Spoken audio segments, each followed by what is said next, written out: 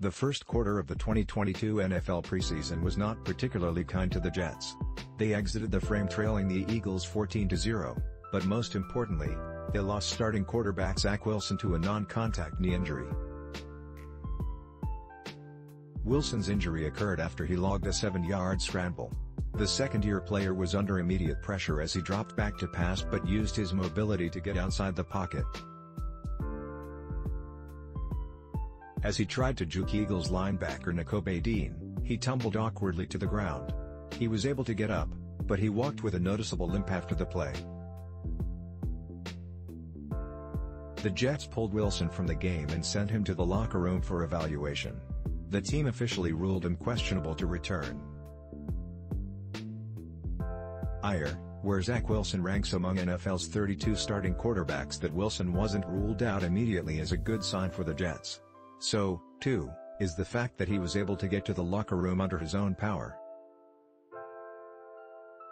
Wilson was also spotted walking gingerly without a brace on his knee in the locker room after the game, per The Athletic.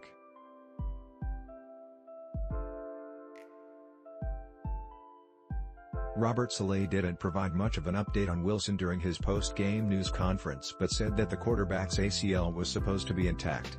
Saleh also announced that Wilson will have an MRI on Saturday to determine the extent of the injury. Meanwhile, ESPN's Diana Rossini reports that the early thought is that Wilson may have suffered a PCL injury. That is the same injury that kept Wilson out for 4 games during his rookie season. Connor Hughes of SNY also reported that the Jets believe that they had avoided the worst-case scenario with Zach Wilson's knee. Before exiting the game, Wilson completed 3 of 5 passes for 23 yards and an interception.